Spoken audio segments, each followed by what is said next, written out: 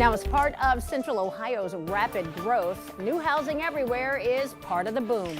There's a little bit of good news for renters. One real estate company says rents are finally falling in most cities around the country, including Columbus. 10 TV's Colin Dorsey has a look at the trend and how it could save you money. Colin? Hey, Yolanda. Well, real estate company Redfin says the median asking price for rents in the Columbus metro area fell 3.5% since last year.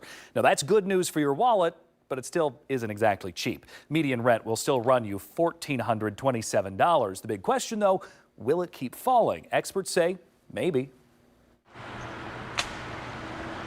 For the last several years, Columbus and the surrounding cities have adopted the motto of build, baby, build. New homes and apartments are popping up on any available spot of land. These at Quarry Trails are new, built on the old limestone quarry. And look here, from downtown to just off 5th Avenue and 4th Street, those blocky apartments stretch on, and another one is going up as we speak. But are we reaching our limit? Well, rents are coming down because there has been a lot of new construction that is still sitting vacant. Daryl Fairweather from Redfin says it's not that we have more apartments than we need. She says this year is more of a correction year for Columbus. In Columbus in particular, rent went up a lot last year, so this is kind of a return to normal a bit, but the long-term trend has been rising rents in Columbus. She says that people aren't moving as much, and now cities from Columbus to Austin have empty apartments waiting for tenants, and the way to fill them up?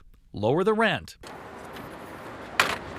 We hit the streets, armed with a whiteboard to find out how much people are paying in Columbus. How much do y'all pay in rent?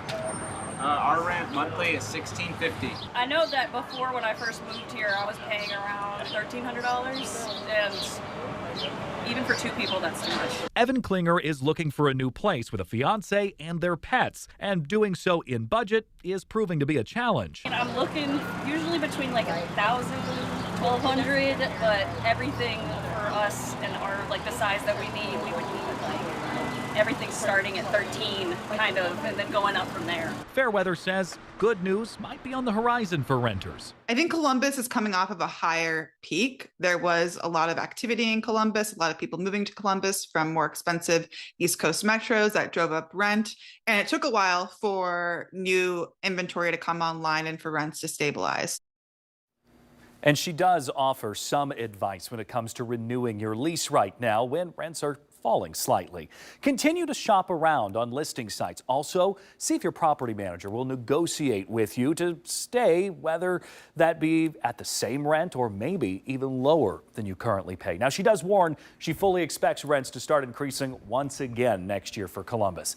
But if you travel down the road to Cincinnati, rents there actually increased nearly 7.5%. Yolanda? All right. Thank you, Colin.